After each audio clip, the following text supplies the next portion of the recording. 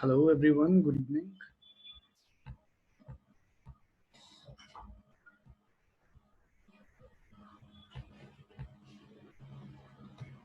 Let's wait for 2 minutes for others to join, okay? And then we will start.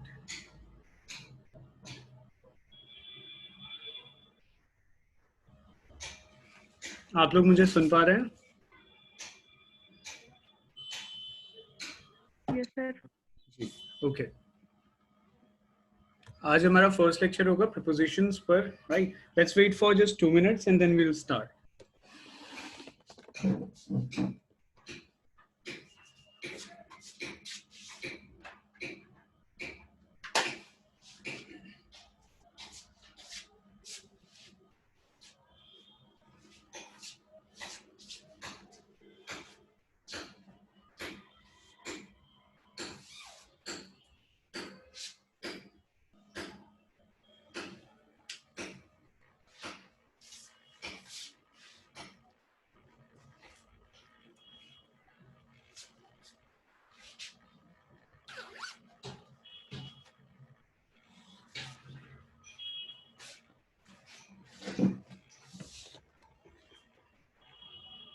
Okay.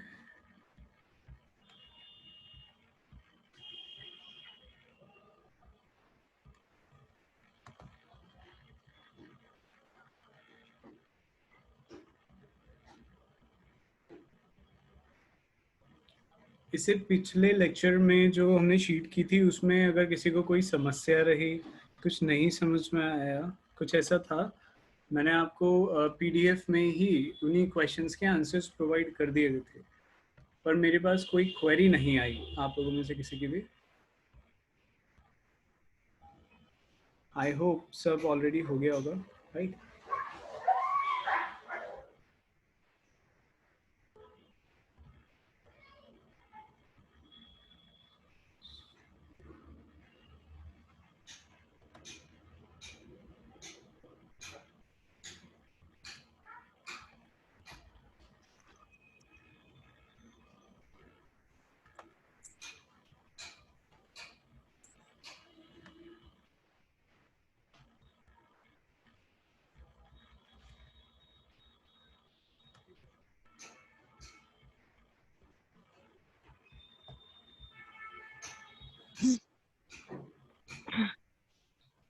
चलिए हम lecture start करते हैं, right? जो लोग लेट आएंगे वो बाद में देख सकते हैं लेक्चर को। ओके, लिखने की कोशिश मत कीजिएगा, राइट? आप लोग अपनी स्क्रीन पर देखिएगा। चलिए, प्रीपोजिशंस क्या होती हैं?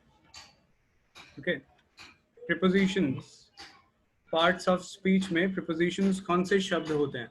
ओके, वर्ड रिकग्निशन चैप्टर में हमने देखा था इंट्रोडक्शन प्रीपोजिशंस का, राइट? उसमें हमने डेफिनेशन भी पढ़ी थी। तो प्रीपोजिशन क्या होती हैं? Preposition, all those words that show relationship between noun and pronouns. दो नाउन या दो प्रोनाउंस के बीच में जो रिलेशन बताता है, राइट, उसको हम क्या बोलते हैं? प्रीपोजिशन। देखिए यहाँ पर भी क्या आ रहा है? Position, right?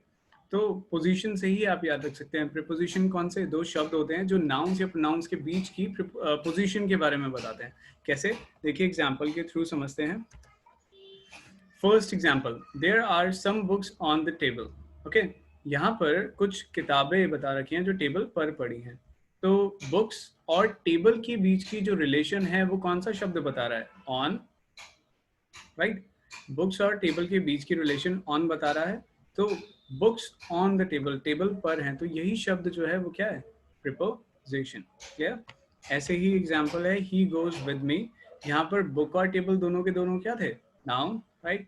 He goes with me, यहाँ पर ही जो है वो प्रोनाउन है, मी प्रोनाउन है। ही वह और मी मेरे, वह उसके और मेरे बीच में जो रिलेशन बता रहा है वो कौन सा शब्द है? विद, साथ, राइट? तो ये जो विद है यहाँ पर, ये क्या हो गया? प्रीपोजिशन हो गया। ओके, तो यहाँ पर हम देखते हैं सारी की सारी प्रीपोजिशंस। ओके, दो प्रीपोजिशंस ये हैं। हम कॉम्पिटिटिव एग्जामिनेशन के पॉइंट ऑफ व्यू से पढ़ेंगे तो आपके सामने देखिए सारी की सारी प्रीपोजिशंस लिखी हुई हैं। हमें क्या करना है, हमें इंडिविजुअली देखना है कि ये जो सारी की सारी प्रिपोजिशंस हैं इनका यूज किस तरीके से होता है और इन पे जो क्वेश्चंस आते हैं कॉम्पिटिटिव एग्जामिनेशन में वो किस तरीके से आते हैं, राइट। काफ़ी सारे शब्द होते हैं जैसे इन, इनटू, काफ़ी छोटा डिफरेंस होता है इनके बीच में, तो इनमें फ़र्क क्या होता है, ऑन टू। और इसके अलावा भी सिर्फ यही प्रिपोजिशंस नहीं है, ये कुछ प्रिपोजिशंस हैं जो आपके सामने लिखी हुई हैं, इनके अलावा भी प्रिपोजिशंस होंगी जो आपको बताई जाएंगी, राइट। ये in, into, with in, without, on to, for, of, at, before, after, since, above, right, ये सब लिखी हैं, आप इसको पढ़ सकते हैं। सो इस स्लाइड के लिए इतना ही है, राइट। आप इसका स्क्रीनशॉट लेना चाहते हैं तो ले लीजिए, बाकी अगर आप इसको बाद में वीडियो से लिखना चाहते हैं तो तब भी लिख सकते हैं, राइट। चलिए इसके बाद ये प्रिपोजिशन का इंट्रोडक्शन था, वी विल स्टार्ट।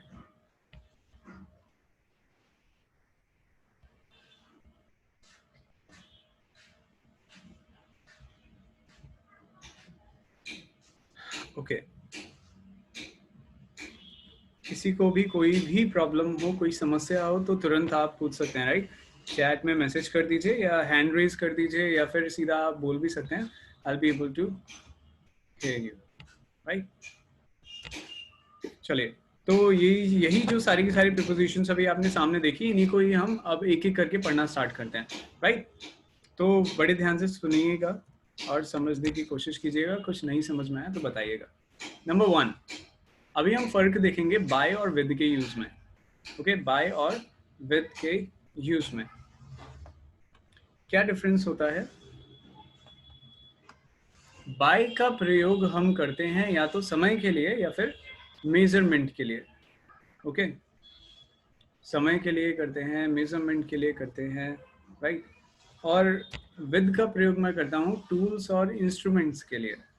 क्या, बाय का कर रहा हूँ समय के लिए, समय बताने के लिए, राइट। जैसे what is the time by your watch, पूछते हैं ना, भैया आपकी घड़ी में समय क्या हुआ है, तो क्वेश्चन क्या बनता है, क्वेश्चन बनता है what is the time by your watch.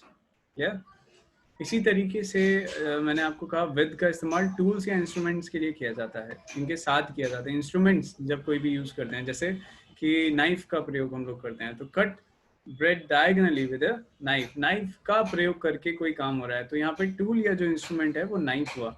तो किसी भी औजार के थ्रू कोई काम किया जा रहा है तो वहां पे हम प्रिपोजिशन विद का इस्तेमाल करते हैं। इसमें काफ़ी कंफ्यूजन होती है कि बाय आएगा या विद आएगा, तो यही याद रखना है कि जब टूल और इंस्ट्रूमेंट्स आ जाएंगे तो उसके साथ हम किसका प्रयोग करेंगे, हम विद का प्रयोग करेंगे, राइट। इसी तरीके से बाय का प्रयोग मैंने कहा मेजरमेंट के लिए होता है, जैसे milk is measured by the litre, milk is measured by the litre, दूध को लीटर में नापा जाता है, milk is measured by the litre. तो यहाँ पर किसका प्रयोग हुआ, देखिए बाय का। Clear.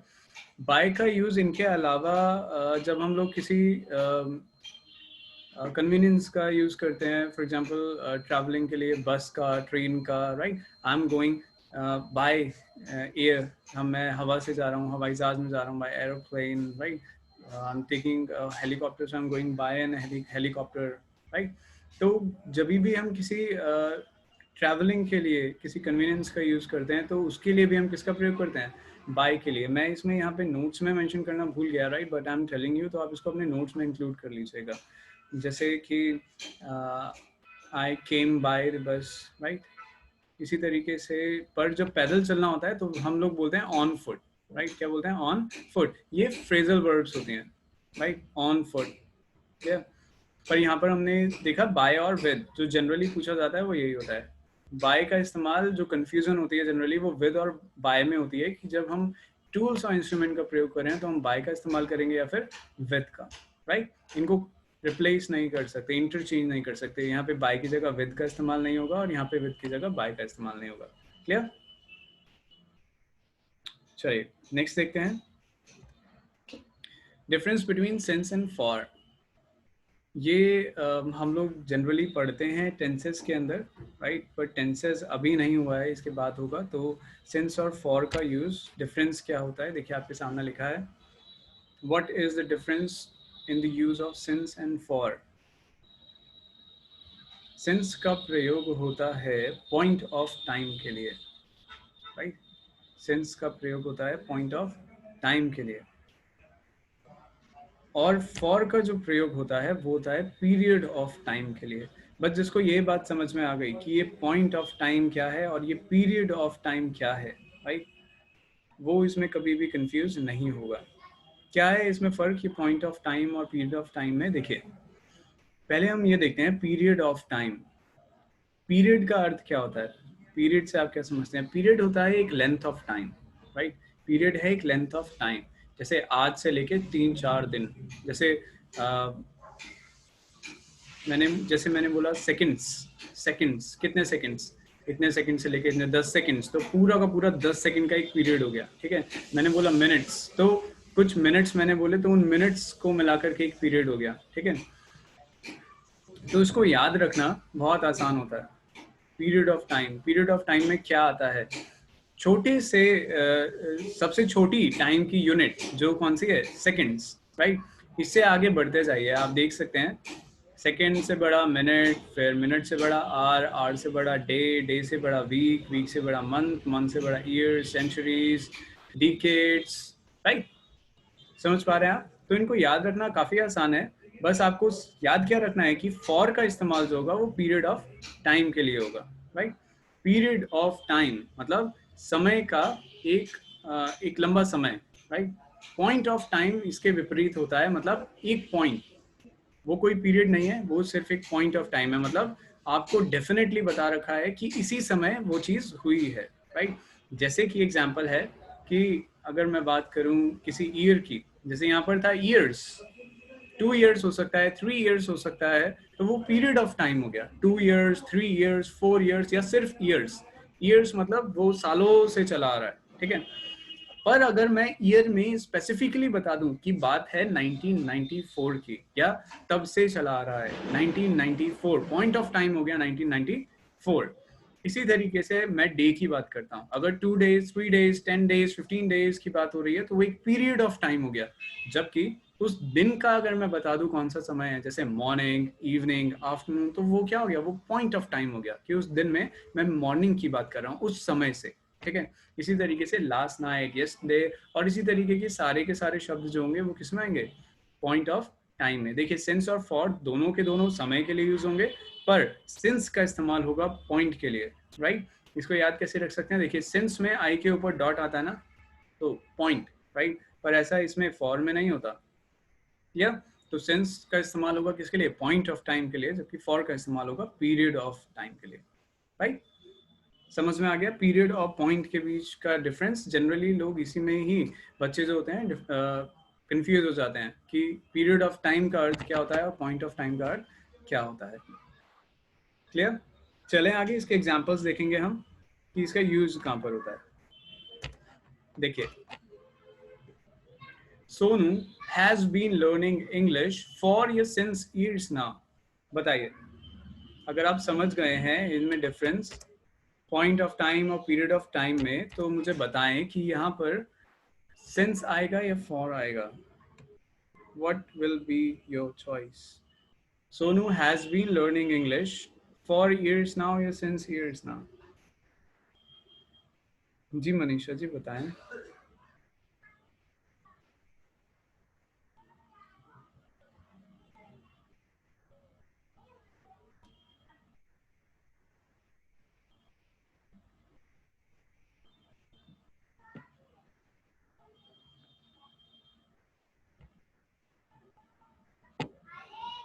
Okay, you're texting. Okay, देखिए काफ़ी आसान था, आप लोग ऑलरेडी इसको देख सकते हैं। यहाँ पर क्या है? ईयर्स आ गया है, मैंने बताया अभी। ईयर्स, यहाँ पे पीरियड ऑफ टाइम आ गया। क्या आ गया? Period of time. जी बिल्कुल, आप सभी के आंसर्स बिल्कुल सही हैं। मनीषा जी, आशीष, अंजलि, रेशमा। ईयर्स आ गया ना, पीरियड ऑफ टाइम। ईयर्स समय निश्चित नहीं है, क्या समय है? पीरियड दे दिया है, ठीक है, सालों का। So therefore will be using here for. Clear? हम यहाँ पे इस्तेमाल करेंगे फॉर। क्लियर? यहाँ पे सेंस नहीं आएगा। चलिए, दूसरे स्टेटमेंट में अपना दिमाग लगाइए, बताएं क्या आंसर होगा आपके अकॉर्डिंग। बताइए। She had been working for, yes, since she passed her school. For she passed her school या since she passed her school? बताइए। जो मैंने आपको कंसेप्ट सिखाया है पॉइंट ऑफ टाइम का, पीरियड ऑफ टाइम का, उसको इस्तेमाल करके बताने की कोशिश कीजिए। यहाँ फॉर आएगा या सिंस आएगा? She had been working for she passed her school या since she passed her school? Okay, Anjali ji कह रही हैं सिंस आएगा। Any other answers? बाकी लोग का क्या आंसर है?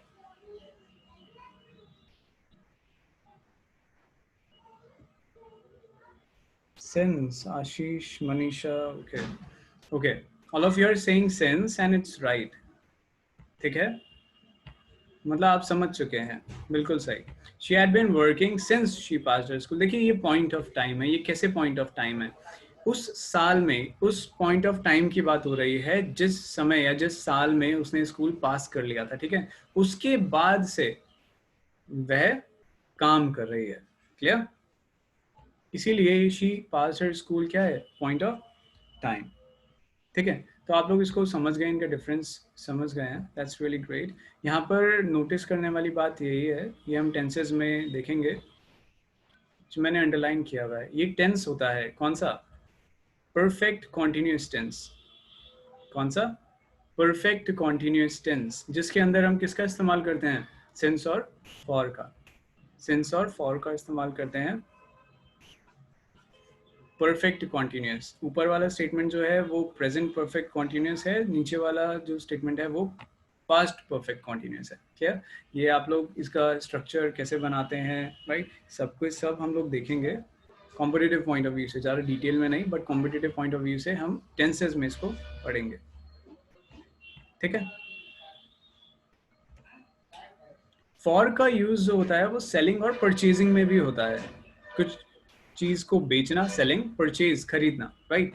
इसमें भी हम किसका प्रयोग करते हैं? सेलिंग और फॉर का, राइट? जैसे कि what is the price for this shirt, T shirt? What is the price for this T shirt, right? या फिर कह सकते हैं दिस हुड वाज परचेज्ड या sold for 1000 rupees. Clear? Use of for. Clear? यहां तक किसी को कुछ पूछना है तो बताइए, या फिर हम आगे बढ़ें। Any query?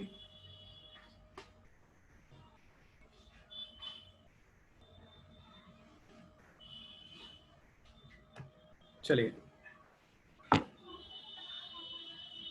Okay, Ashish Singh कोई क्वेरी नहीं है, ठीक है, आगे बढ़ते हैं।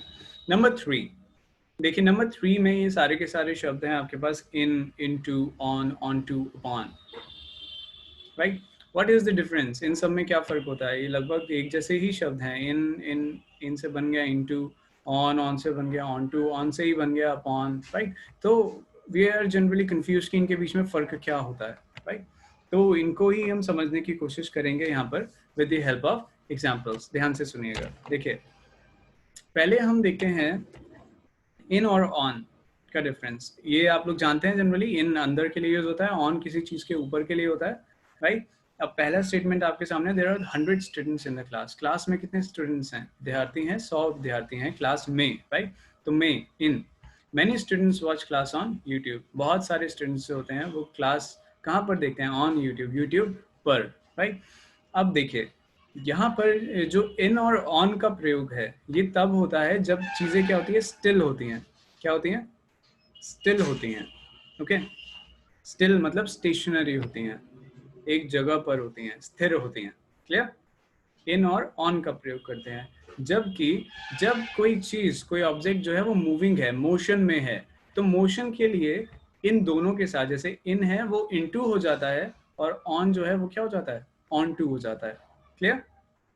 इन जो है वो इनटू हो जाता है और ऑन जो है वो ऑन टू हो जाता है जब हम किसकी बात करते हैं? मोशन की बात करते हैं। क्लियर? जैसे क्लास, क्लास तो स्थिर है, एक जगह पर है, तो क्लास में कोई है तो हमने यूज किया इन द क्लास, ठीक है? जबकि अगर मैं बात कर रहा हूँ नदी की, नदी बहती रहती है ना, नदी बहती रहती है ना, तो नदी बहती रहती है, तो अगर उसके अंदर कोई कूद रहा है, डूब रहा है, तो हम उसके लिए किसका इस्तेमाल करते हैं? इन टू का। किसका इस्तेमाल करते हैं? इन टू का। क्लियर? इसी तरीके से ऑन टू का इस्तेमाल होता है। चलिए इसको एग्जाम्पल की मदद से देखते हैं।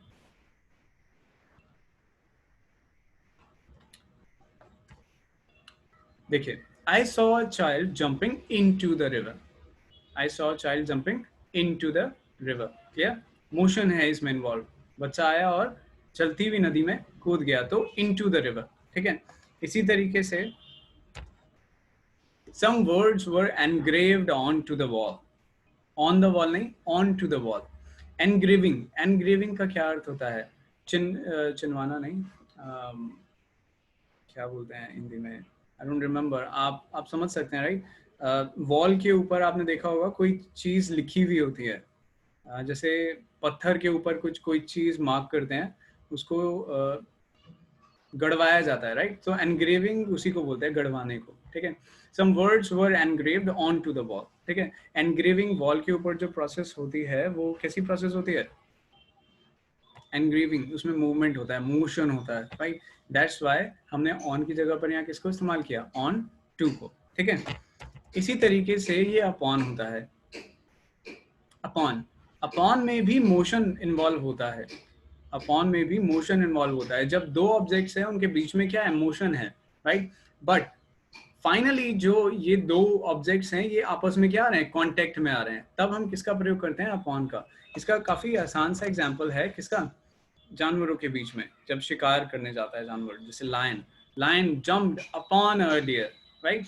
दोनों के बीच में मोशन है, right? Lion is jumping upon, उसके ऊपर, बट मोशन है और they are finally coming in contact and here we use upon. Clear? यहाँ पर हम अपॉन का इस्तेमाल करते हैं। सो ये था डिफरेंस इन सबके अंदर, इन, इनटू, ऑन, ऑन टू और अपॉन। आई होप आपको क्लियर हो गया है, राइट? चलिए नेक्स्ट देखें, number 4। Number 4, number 4 is the difference between owing to and due to.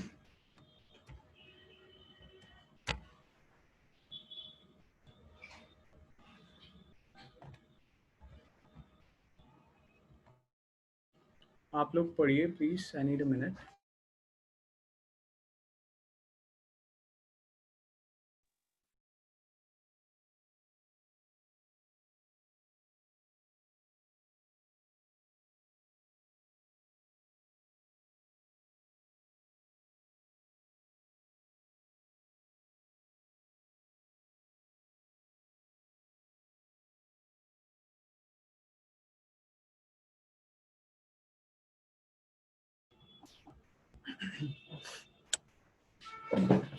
बोलते बोलते थोड़ा मेरा गला सूख जाता है, राइट? सो देखिए, ओइंग टू, ओइंग टू आपने पढ़ लिया होगा। ओइंग टू का अर्थ होता है because of, because of, to provide reason formally, right? इस्तेमाल होता है इसका। ओइंग टू का अर्थ है बिकॉज ऑफ, बिकॉज ऑफ के लिए हम ओइंग टू का इस्तेमाल करते हैं, राइट? यूज किस लिए होता है? जब हमें फॉर्मली कोई रीजन प्रोवाइड करना होता है, राइट? कोई कारण देना होता है फॉर्मल वे में, राइट? तो जनरली जब हम एप्लीकेशंस लिखते हैं या किसी ऑफिस या ऐसी जगह पर होते हैं, वी हैव टू, हमें कोई फ्रेज बनाना होता है, राइट? तो हम किसका इस्तेमाल करते हैं? Owing to. क्या? Owing to the traffic jam on Delhi border nowadays, right? It's a hot potato nowadays, huh? Owing to the traffic jam on Delhi border, we are suspending the meeting. हम meeting को क्या कर रहे हैं? Suspend कर रहे हैं। क्लियर? पॉइंट जो आपको यहाँ ध्यान रखना है वो यह है कि owing to का इस्तेमाल एक तो होता किस लिए? रीजन, फॉर्मली रीजंस देने के लिए, और दूसरा इसको हम हमेशा यूज करते हैं बिगनिंग में, सेंटेंस की शुरुआत में। क्या? owing to का इस्तेमाल होता है सेंटेंस की शुरुआत में। ओइंग टू की जगह जनरली हम लोग जो मिस्टेक करते हैं वो हम ये करते हैं कि ड्यू टू का इस्तेमाल कर देते हैं, due to the traffic jam on Delhi border, right? तो वो गलत होता है। पॉइंट ही यही है कि ड्यू टू का इस्तेमाल हम जनरली स्टार्टिंग में नहीं कर सकते, राइट? ड्यू टू का जो अर्थ होता है वो क्या होता है? ड्यू टू का अर्थ होता है कॉज्ड बाय। बताता ये भी कारण ही है, पर ये बताता है कि किस कारणवश ये चीज हुई है, to provide a cause, cause, right? Reason भी कारण होता है, कॉज भी कारण होता है, right? But what is the difference? देखिए, ये यूज हो रहा है in the sense of because of, मतलब इस चीज के कारण। ये यूज हो रहा है in the sense of caused by, मतलब इस चीज ने इसे किया है, राइट? Caused by. एग्जाम्पल से समझने की कोशिश कीजिए। The wheat crops were destroyed due to heavy rain, मतलब हैवी रेन ने ऐसा किया, क्या किया? वीट क्रॉप्स को डिस्ट्रॉय कर दिया। तो इसीलिए ड्यू टू को जो है वो हम स्टार्टिंग में इस्तेमाल नहीं कर सकते, राइट? ड्यू टू का इस्तेमाल स्टार्टिंग में नहीं हो सकता। क्लियर? ये था डिफरेंस किसमें? ओइंग टू और ड्यू टू में। आई होप ये क्लियर हो गया है। इस स्लाइड के लिए इतना ही। आप इसका स्क्रीनशॉट ले सकते हैं and we move on to next slide.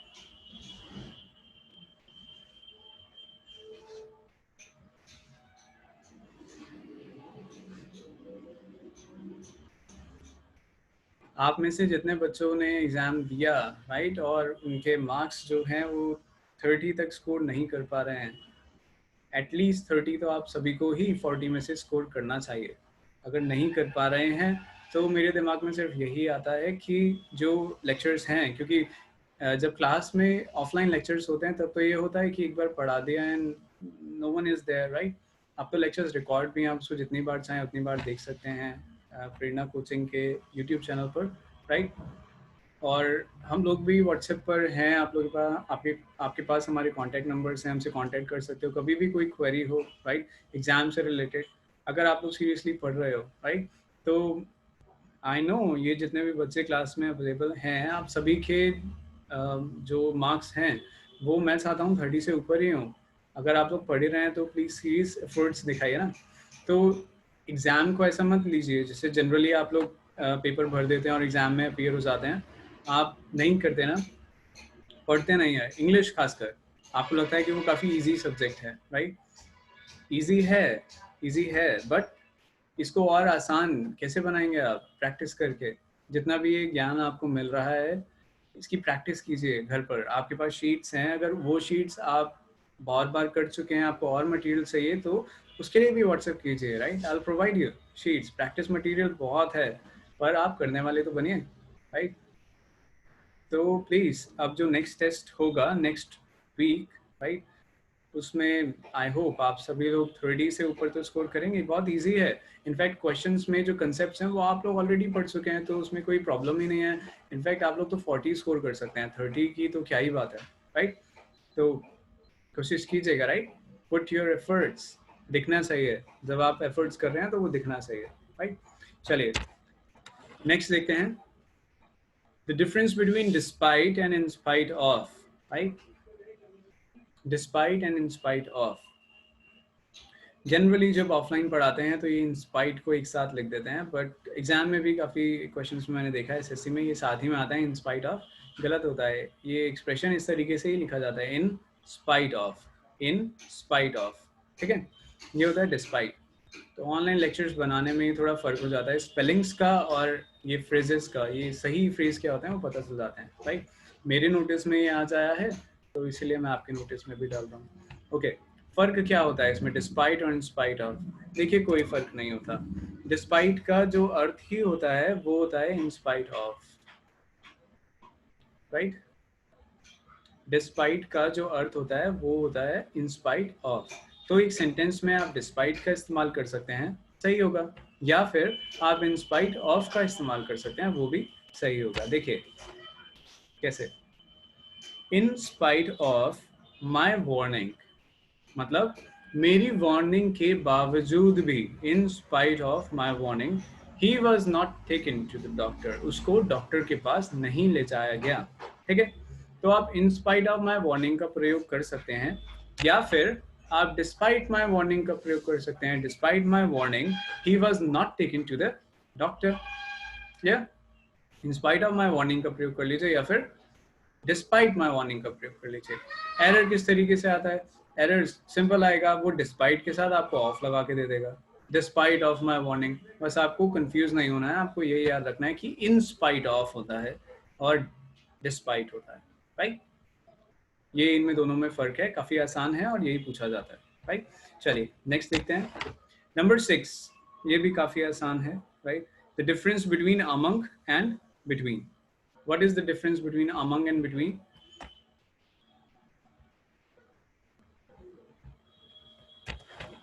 Between, among और between, बीच में, जब हमें बीच में बताना हो किसी के बीच में, तो हम इन दोनों का प्रयोग करते हैं, among और between, राइट? between का मतलब भी है बीच में और among का मतलब भी है बीच में, पर जब दो लोगों की बात हो, दो लोगों के बीच में, तो हम यूज करते हैं between, राइट? और अगर दो लोगों से ज्यादा की बात हो, तो हम किसका इस्तेमाल करते हैं? among. क्लियर? चलिए, स्टेटमेंट है, जरा मुझे बताएं, आप among का इस्तेमाल करेंगे या between का?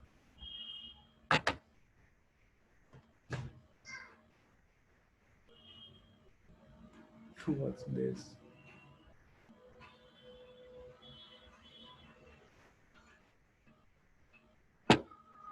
सारे आंसर्स कीजिए, आंसर कीजिए please.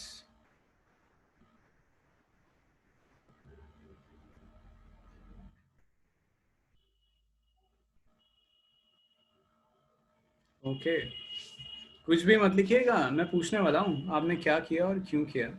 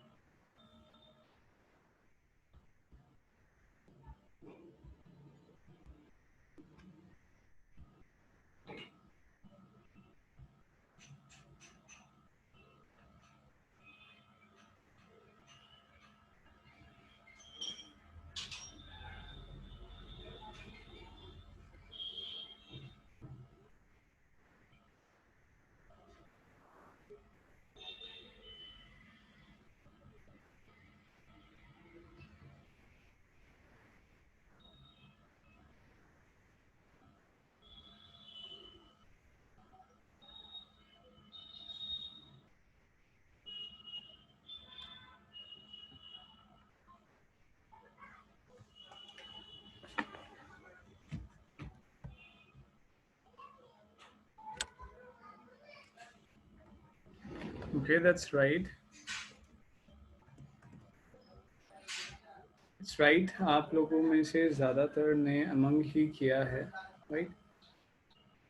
Among is the right answer, between नहीं हो सकता. याद रखिए, बिटवीन के लिए ये जो टू है स्टेटमेंट में, ये टू होना ज़रूरी है.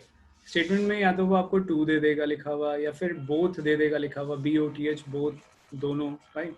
या तो TWO, टू दे देगा, दो लोग. तभी आप स्पेसिफिकली बता सकते हैं कि वो दो लोग के बीच में हुआ है, राइट? तब हम बिटवीन का इस्तेमाल करते हैं. अगर नहीं बताया है, टू या बोथ, दो लोग के नहीं बताया, मेंशन नहीं है, तो हम हमेशा किसका इस्तेमाल करेंगे? अमॉन्ग. मतलब वो दो से ज़्यादा ही है. जैसे यहाँ पर क्या लिखा है, सिर्फ यहाँ पे क्लास दिया हुआ है, क्लास हमें नहीं बता रहा है स्पेसिफिकली कि दो ही लोग हैं, तो हम बिटवीन इस्तेमाल नहीं कर सकते. What will we be using? Will be using among.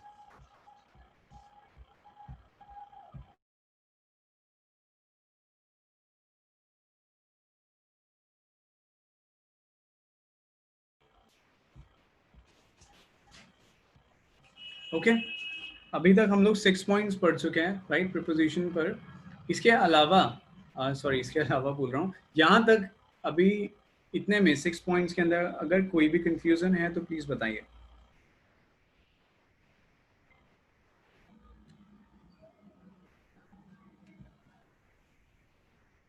बताएं. आई थिंक समय खत्म होने वाला है, राइट? यहाँ तक किसी को भी कोई प्रॉब्लम है तो प्लीज बताइए. बाकी जो लोग लेट आए हैं वो वीडियो लेक्चर जब आ जाएगा यूट्यूब पर तो आप देख सकते हैं. इनफैक्ट मैं अभी 10 मिनट के अंदर इसको अपलोड कर भी दूंगा. ओके, आज की क्लास के लिए बस हम लोग 6 पॉइंट्स करेंगे और इन पर बेस्ड क्वेश्चंस हम लोग जब सारी की सारी प्रिपोजिशंस पढ़ लेंगे, राइट, उसी के बाद ही सॉल्व करना स्टार्ट करेंगे. मैं आपको एडवांस में ही क्वेश्चन पेपर इसका जो है, प्रैक्टिस शीट जो है वो आपको भेज दूंगा. आप उसको प्रैक्टिस कीजिएगा, राइट? जब हम डिस्कस करेंगे तो आप अपने आंसर्स चेक कर लीजिएगा. अगर आप पहले से ही प्रैक्टिस कर लेंगे, राइट, तो जब क्वेश्चन पूछा जाता है यहाँ पर तो आप जल्दी से आंसर दे सकते हैं. ओके, नहीं तो फिर आपको स्टेटमेंट पढ़ना पड़ता है, तो इतना समय हमारी इस क्लास में हमारे पास नहीं होता है ना. तो ये 6 पॉइंट्स थे. अभी तक किसी ने कुछ नहीं पूछा है तो राइट, क्लास हम लोग यहीं पे ही ख़त्म करते हैं. आप लोग प्लीज़ अपनी अटेंडेंस दे दीजिएगा. Okay. Yeah, great. So, good night everyone. Next class में मिलते हैं prepositions